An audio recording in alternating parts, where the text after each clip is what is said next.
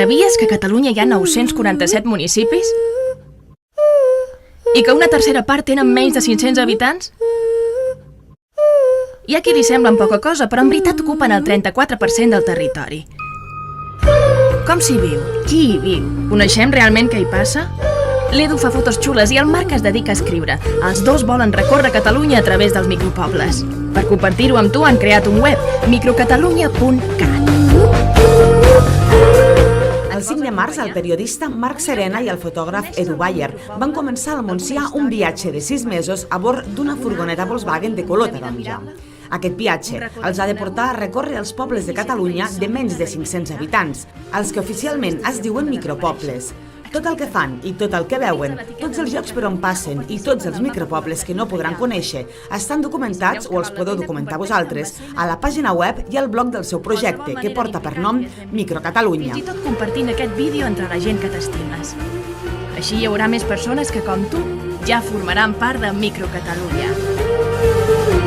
A Catalunya hi ha molta gent que viu en poblets petits, de Catalunya hi ha un miler de municipis i hi ha una tercera part que tenen menys de 500 habitants, i són gent que viu de manera molt aïllada, una mica separada, i llavors nosaltres hem creat a internet un lloc que volem que sigui un punt de trobada per la gent que viu en aquests municipis i també per la gent que en vol saber més, és a dir, la gent que té ganes de conèixer millor com es viu en aquests municipis de menys de 500 habitants de Catalunya.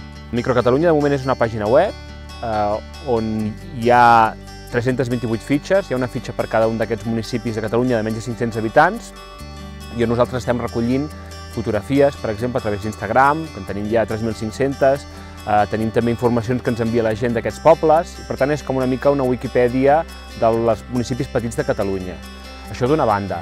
I de l'altra, nosaltres, durant mig any, l'Edu i jo estem recorrent una selecció d'aquests municipis per complementar aquesta informació que hi ha a la pàgina web i, a la llarga, intentar, després de tot aquest mig any recollint material, crear alguna cosa, una reflexió una mica més de fons, que pogués ser un llibre o que pogués ser una aplicació per intentar reflexionar i per entendre qui viu en aquests municipis de menys de 500 habitants i per entendre una mica què ha passat a Catalunya amb només 100 anys. No?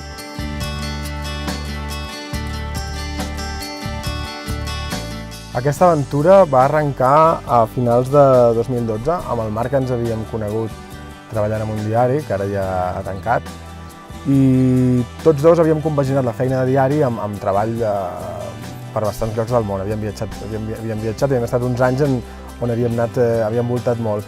Llavors teníem ganes de tornar a treballar a casa nostra, de fer a prop, de recórrer Catalunya, i alhora estàvem una miqueta que volíem fer alguna cosa sobre el món rural i sobre la transformació aquesta rural urbana i volíem treballar des d'aquesta perspectiva. Va aparèixer el concepte dels micropobles, que no és un concepte que ens hem inventat nosaltres, sinó que és de l'Associació Catalana de Micropobles, que són els municipis aquests que tenen menys de 500 habitants, i a partir d'aquest concepte nosaltres vam veure que ens permetia un marc en el que nosaltres pogués recórrer Catalunya i prou ampli, perquè és una bona part, és el 35% del territori, som més de 80.000 persones i en aquest marc ens permetia a nosaltres moure'ns i buscar històries humanes, que és al final del que va tot això.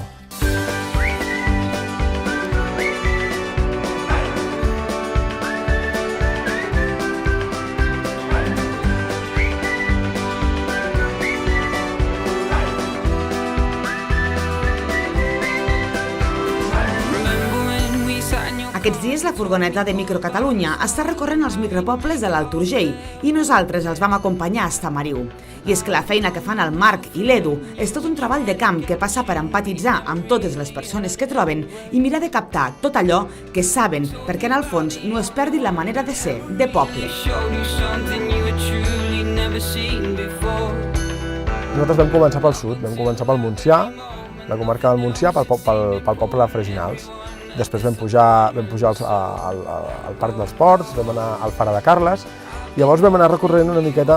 Hem intentat visitar un micropoble de cada una de les comarques, i llavors vam fer les comarques tarragonines primer, que ens va sorprendre molt perquè hi havia algunes zones que no coneixíem. Llavors vam anar pujant cap a Lleida i vam trepitjar una mica Barcelona quan vam passar pel Baix Penedès, que vam fer Santa Fe, Llavors d'allà vam fer tota la zona de Secà, després vam anar fins al Segrià, hem anat pujant al Pallars, després a la Vall d'Aran, i llavors ara estem fent una miqueta el recorregut horitzontal cap a l'est dels Pirineus.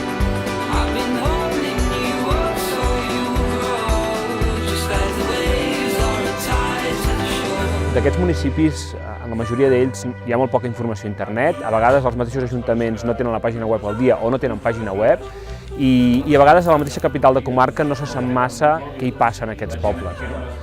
I per tant nosaltres moltes vegades el que hem de fer és arribar i preguntar, i anar si hi ha un restaurant o un bar obert, preguntar, i si hi ha algun veí que ens trobem preguntar, i després així una mica anem coneixent coses. En aquests pobles ens trobem molt patrimoni cultural, artístic, natural, humà.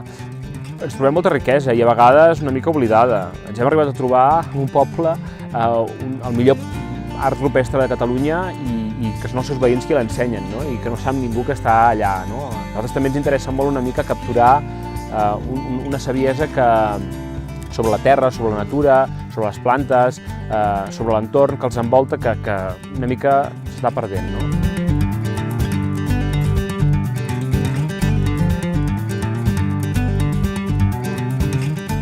Per conèixer i saber tot el que ens poden explicar el Marc i l'Edu i compartir amb ells tot el que puguem saber dels micropobles de Catalunya, només ens cal trastejar una mica per internet i els trobarem a les xarxes socials més comunes i sobretot a l'Instagram.